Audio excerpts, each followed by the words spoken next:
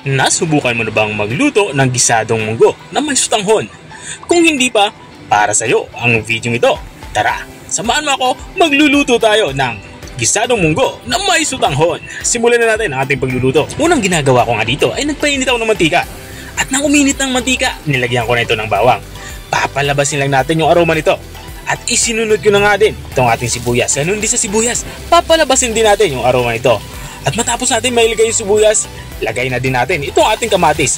Bala dalawang kamatis kaya aking ginamit dito. Ang gagawin natin ay sasangkot siya na natin itong ating tatlong panggisa. At kapag ganito ay tsura niya, lumambot na ito, lumabas na din yung aroma nito, ay ilalagay na din natin itong ating pangsahog na karne. Bata nga ng baboy ang ginagamit ko dito. Mahigit 1 kilo nga yung aking nabili sa palengke at pinalinisan ko nito.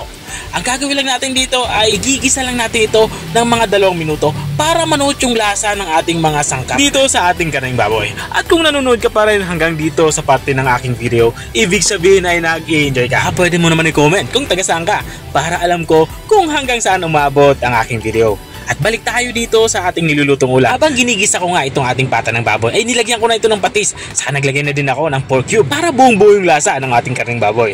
At dito nga sa parte ito ay inilalagay ko na itong ating munggo. Isasabay na din natin ito sa pagisa at sa pagpapalambot itong ating pata ng baboy. Ang gusto ko kasi sa pagluluto ng gisadong munggo, yung medyo natutunaw na talaga yung munggo. At matapos ko mailagay yung munggo, ay lalagyan na natin ito ng tubig. Ang tubig naman ay sapat para makapagpalambot itong ating pata ng baboy. At matapos ko malagyan ng tubig ay tinakpan ko na ito. Papakuloyin natin to ng 1 oras o hanggang sa lumambot yung ating pata ng baboy.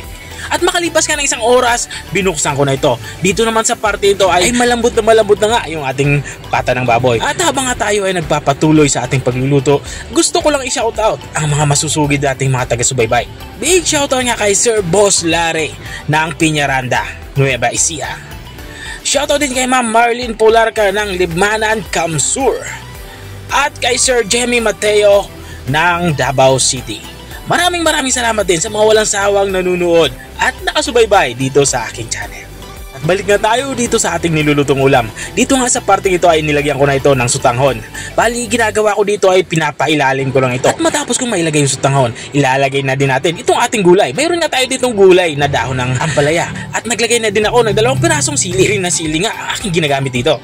At matapos natin mailagay ito, tatakpan natin to para i-simmer pa kahit kalahating minuto. Mabilis lang kasi ito maluto. At makalipas nga ng kalahating minuto ay binuksan ko na ito.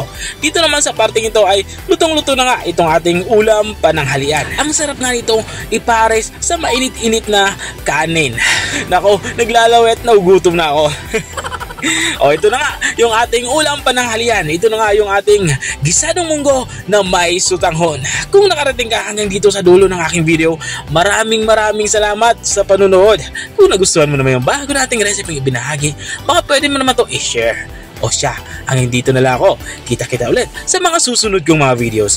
Paalam! Bye-bye!